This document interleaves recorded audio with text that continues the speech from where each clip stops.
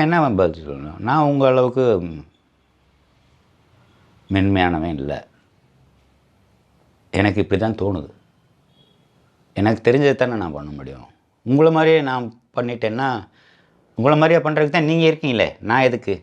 பாவம் படிக்கிற ஒரு பிராமண பொண்ணு, ஒரு இன்னசென்ட் கேர்ளு, அவளை அதே காலேஜுக்குள்ளே ஒரு ரவுடி பையலை வச்சுட்டு, அந்த ரவுடி பைய மூலமாக அந்த பொண்ணை லவ் பண்ண, மிரட்டி லவ் பண்ண வச்சு, அப்புறம் ஏதோ ஆக்சிடெண்ட்டில் அவன் ஏதோ ஒன்று ஆகி அந்த பொண்ணோட வாழ்க்கையை இருந்துச்சா அந்த பொண்ணுக்கு ஏற்கனவே ஒரு முறைப்பையன் ஒருத்தர் இருக்கேன். அப்படி ஒன்று இருக்கிற போது அதை வாழ வைக்கிறது தானடா சரி.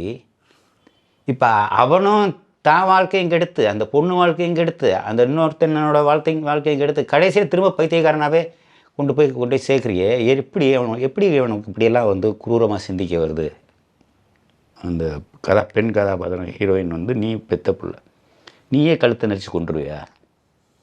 ஏன் இப்படி நடந்துக்கிற அப்படின்னு சொல்லி ரொம்ப ஹார்ஷாக பேசினார். நான் என்ன பதில் சொல்லணும்? நான் உங்கள் அளவுக்கு மென்மையானவன் இல்லை. எனக்கு இப்படி தான் தோணுது.